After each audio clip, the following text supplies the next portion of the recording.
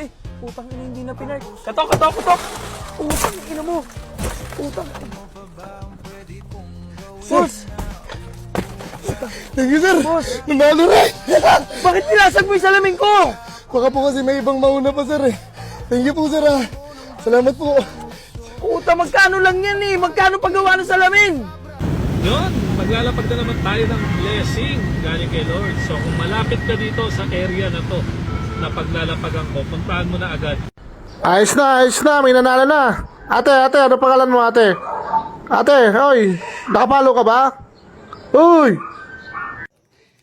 Manihang t-shirt. Binyo.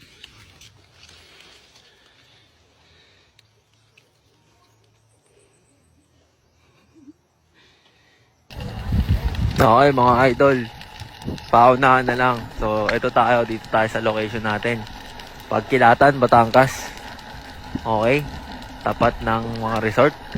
Babain nyo na lang, paunahan na lang ha. Good luck mga idol.